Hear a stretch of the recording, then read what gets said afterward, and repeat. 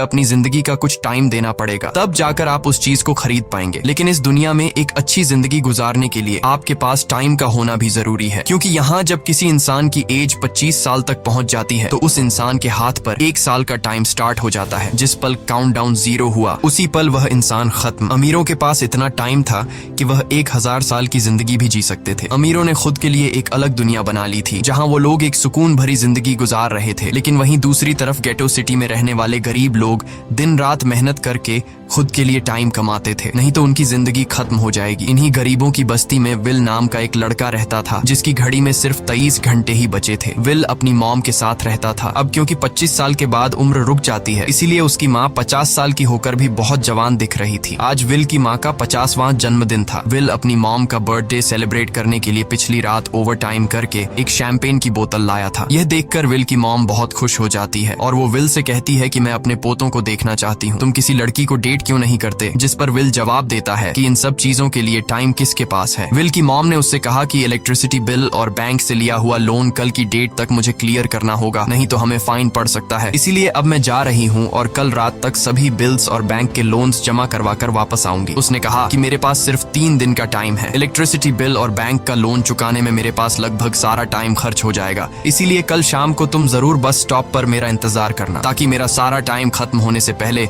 मैं तुमसे कुछ टाइम ले सकूं। इस पर विल ने कहा ठीक है, मैं टाइम पर पहुंच जाऊंगा। जाने से पहले विल की माँ विल के हाथ को छूकर उसकी बॉडी में 30 मिनट ट्रांसफर करती है ताकि विल अच्छा नाश्ता खरीद कर खा सके। इसके बाद दोनों अपने अपने काम पर निकल गए। रास्ते में विल के पास एक छोटी बच्ची आती है। वो विल को एक कैप्सूल देकर विल से उसका थोड़ा सा टाइम मांगती है। विल मुस्कुराते हुए उस छोटी बच्ची को कैप्सूल में अपनी जिंदगी का 5 मिनट का टाइम दे देता है और वह चली जाती है। यहाँ हमें पता चलता है कि यह लोग अपने टाइम को एक कैप्सूल में स्टोर भी कर सकते हैं, जिससे यह लोग कभी भी यूज और ट्रांसफर कर सकते हैं। इसके बाद विल काम के लिए फैक्ट्री पहुंच जाता है। काम शुरू करने से पहले वह कॉफी लेने जाता है, लेकिन वहां वह देखता है कि हर एक चीज का दाम डबल हो गया है। जहां पहले कॉफी 2 मिनट की मिलती थी, अब उसका प्राइस डबल होकर 4 मिनट हो चुका है। यहाँ पर कभी भी किसी चीज का भी दाम बढ़ा दिया जाता है बिना किसी अनाउंसमेंट के। ये बात विल को बहुत बुरी लगती है। मजबूरी में विल ने भी कॉफी के लिए अपनी जिंदगी के 4 मिनट पे किए और काम पर लग गया। दिन भर के काम के बाद रात के वक्त विल अपने दोस्त के साथ एक बार में जाता है। विल का दोस्त एक नंबर का शराबी था। वह हर वक्त शराब के नशे में टली रहता। विल का दोस्त विल को इशारे में बताता है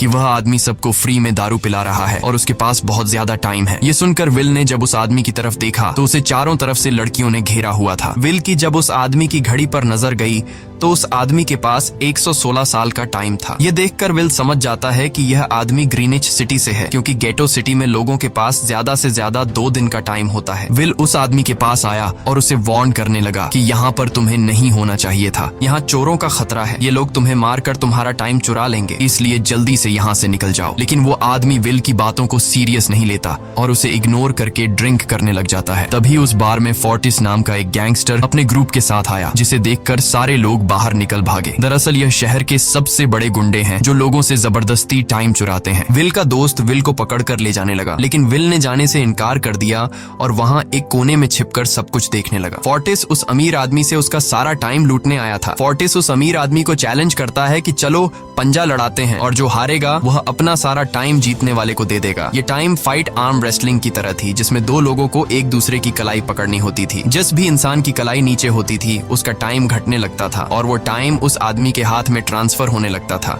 जिसकी कलाई ऊपर होती थी। इस तरह जीतने वाला इंसान सारा टाइम उस दूसरे आदमी से अपनी बॉडी में स्टोर करके उसे मार देता।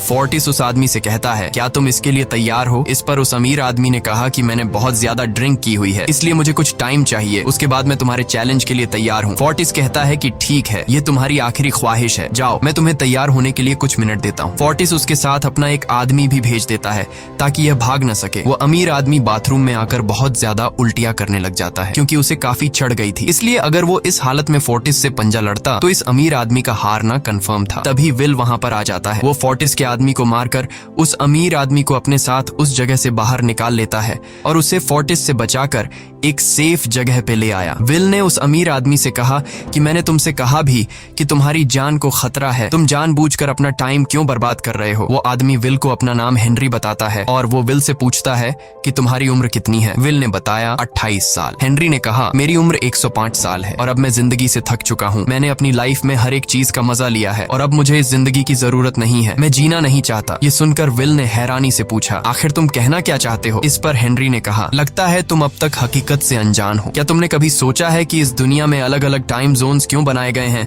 आखिर क्यों तुम्हारे टाइम जोन गेटो में किसी भी वक्त चीजों के दाम और टैक्स बढ़ा दिए जाते हैं? दरअसल महंगाई जानबूझकर बढ़ा दी जाती है ताकि गरीब लोग मरते रहें और उनकी मौत का फायदा ग्रीनविच टाइम जोन के अमीर लोगों को होता रहे। असल में ये सारा सिस्टम उन्हीं का बनाया हुआ है। जरा सोचो, वहाँ ग्रीनविच टाइम जोन में लोगों के पास जीने के लिए हजारों साल हैं, लेकिन यहाँ गेटो में तुम लोग हर रोज जीने के लिए मेहनत मजदूरी करते हो।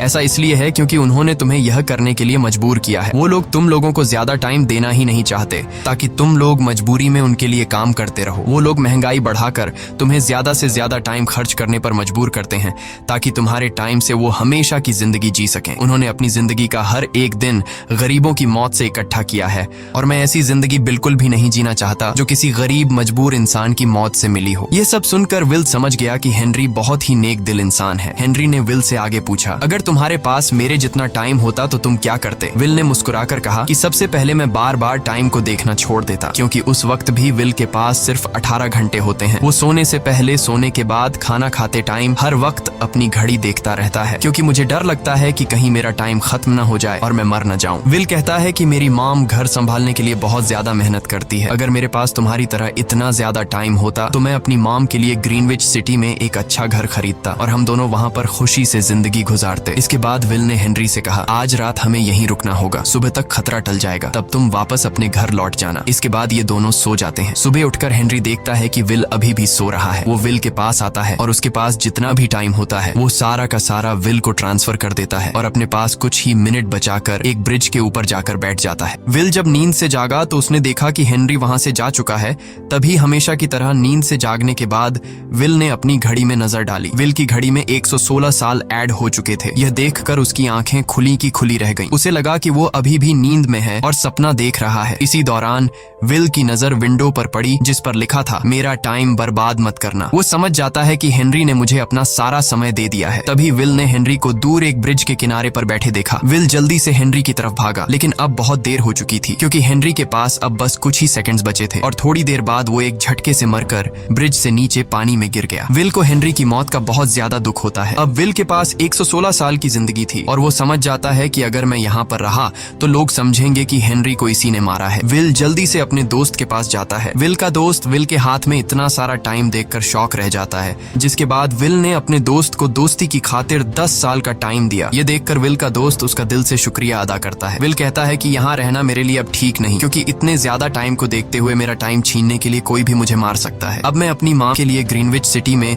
एक अच्छा सा घर खरीद सकता हूँ और वहाँ पर एक सेफ लाइफ गुजारूंगा। जिसके बाद विल अपने दोस्त को गुड बाय कहकर वहाँ से निकल जाता है और सीधा उस बस स्टॉप पर जाकर मॉम का इंतजार करने लगता है, जहाँ 2 दिन पहले उसकी मॉम ने उससे कहा था कि मैं इलेक्ट्रिसिटी का बिल और बैंक का लोन चुकाकर इस बस स्टॉप पर पहुंचूंगी। दूसरी तरफ विल की मॉम सारे लोन और बिल्स भरने के बाद घर लौटने के लिए बस में चढ़ी, पर तभी उसे पता लगा कि एक ही दिन में बस की टिकट के दाम डबल हो गए थे। पहले जहां टिकट 1 घंटे में आती थी वहीं अब प्राइस 2 घंटे हो गया था। यह देखकर विल की मॉम बहुत ज्यादा परेशान हो जाती है क्योंकि विल की मॉम के पास सिर्फ 1.5 घंटा बचा था। विल की मॉम बस ड्राइवर से रिक्वेस्ट करती है कि अगले स्टॉप पर मेरा बेटा उसे बाकी का टाइम दे देगा, लेकिन बस ड्राइवर ने साफ इनकार कर दिया और कहा कि अगर टाइम नहीं है तो फिर पैदल चली जाओ। लेकिन विल की मॉम को पता था कि अगला बस स्टॉप बहुत दूर है, अगर वह पैदल भी जाती है तो उसे पहुंचने में 2 घंटे लगेंगे। उस वक्त बस में ढेर सारे पैसेंजर्स सवार थे। विल की मॉम ने उनसे भी रिक्वेस्ट की पर किसी ने भी उनकी मदद नहीं की। इतने में ही बस वहां से निकल गई। विल की मॉम रेचल के पास ज्यादा टाइम नहीं बचा था, इसलिए वह दौड़ती हुई पैदल घर की तरफ भागने लगी। दूसरी तरफ विल अपनी मॉम के लिए फूलों का गुलदस्ता लिए बस स्टॉप पर उनका इंतजार कर रहा था, क्योंकि आज उसे अपनी मॉम का बर्थडे सेलिब्रेट करना था। बस जब उस स्टॉप पर पहुंची तो कई सारे पैसेंजर्स उतर आए, पर उनमें से विल की मॉम नहीं थी। विल यह देखकर परेशान हो जाता है और उसे समझ आ गया कि जरूर उसकी मॉम मुसीबत में है। वह उसी वक्त अपनी मॉम की तलाश में भागा। उधर रेचल के पास अब कुछ ही मिनट बचे थे। वह रास्ते में आने वाली गाड़ियों और लोगों के घरों का दरवाजा पीट पीट कर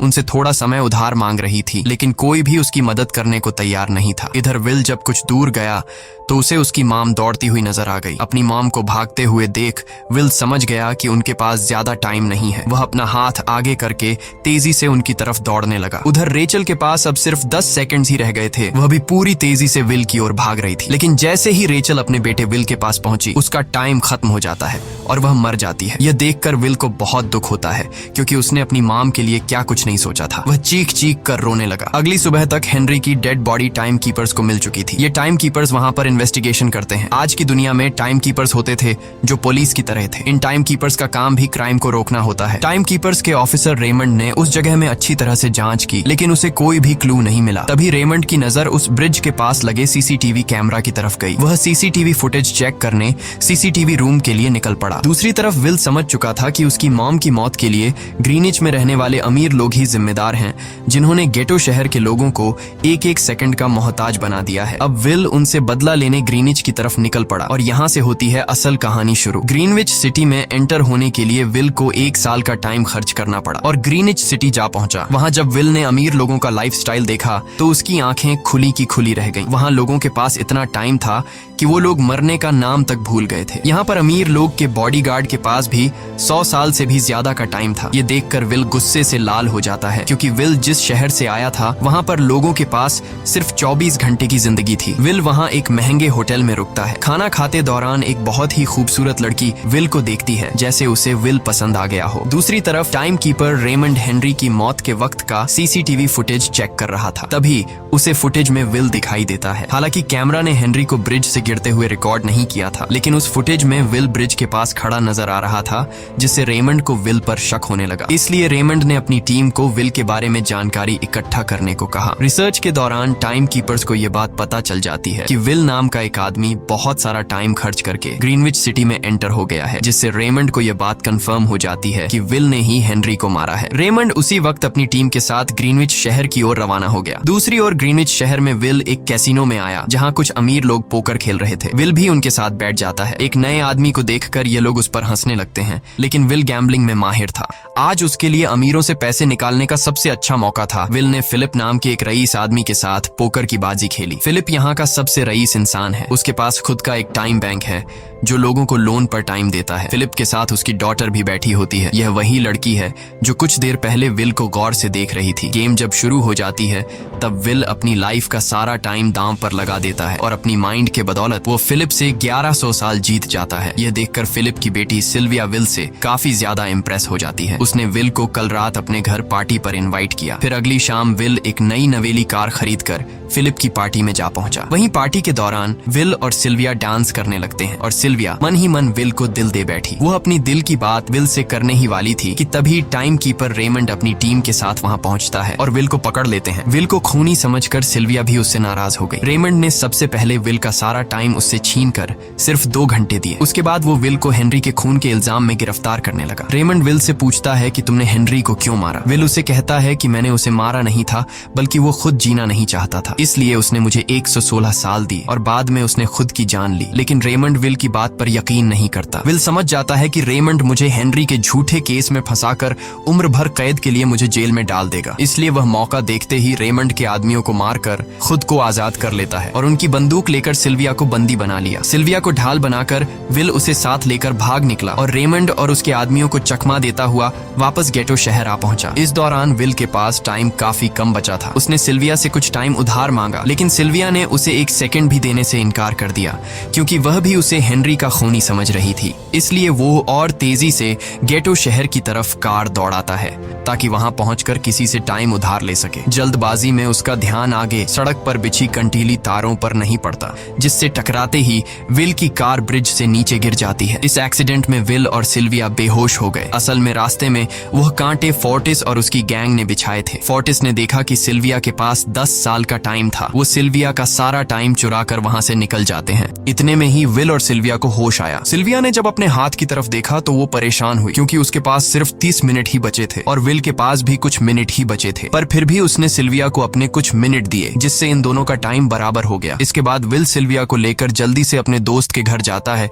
जिसे उसने 10 साल दिए थे। जब उसके दोस्त की वाइफ ने दरवाजा खोला और उसने विल को देखा तो उसने विल से नाराजगी जताते हुए कहा, तुम्हारे दिए हुए 10 साल ने मेरे हस्बैंड की जान ले ली। उसने सारा टाइम शराब में उड़ा दिया, जिससे उसकी मौत हुई। ये सुनकर विल मायूस हो गया, लेकिन अब इन दोनों के पास भी ज्यादा टाइम नहीं था। अगर यह दोनों जल्दी से कुछ नहीं करते तो इनकी भी मौत पक्की थी। तभी विल ने सिल्विया के कानों में ईयरिंग देखी, जो हीरे की थी। उसे बेचकर विल और सिल्विया को 2 दिन का टाइम मिल गया। इसके बाद विल सिल्विया को लेकर फोन बूथ पर आया। उसने सिल्विया के पिता फिलिप को कॉल किया और बताया कि उसकी बेटी अब तक सही सलामत है। उस वक्त रेमंड भी फिलिप के पास ही मौजूद था और विल को भी पता था कि रेमंड भी वहाँ मौजूद है। विल ने सिल्विया को छोड़ने के बदले 10,000 साल का टाइम मांगा और वो 10,000 साल टाइम बैंक के जरिए गरीब लोगों में बांटने को कहा और कल सुबह तक का टाइम दिया। हालांकि फिलिप के लिए यह रकम कुछ भी नहीं थी, पर फिलिप किसी भी कीमत पर गरीबों को टाइम नहीं देना चाहता था। इधर विल सिल्विया को अपने घर ले आया, जहां पर दोनों सुबह होने का इंतजार कर रहे थे। इसी दौरान सिल्विया ने विल से पूछा कि उसकी फैमिली कहाँ है। इस पर विल ने बताया कि पिछली रात ही टाइम न होने की वजह से मेरी माँ की डेथ हुई। ये सुनकर सिल्विया को बहुत बुरा लगता है और उसे एहसास होता है कि यहाँ गरीब लोग हर पल मौत के डर में जीते हैं। उन्हें एक दिन का टाइम कमाने में कितनी मेहनत करनी पड़ती है। अगली सुबह बैंक खुलते ही विल और सिल्विया खिड़की से बैंक पर नजर रखने लगे, लेकिन बैंक ने गरीबों में टाइम नहीं बांटा। सिल्विया यह देखकर बहुत मायूस हो गई कि टाइम के आगे उसके पिता के लिए अपनी बेटी की भी कोई कीमत नहीं थी। अब सिल्विया को समझ आ गया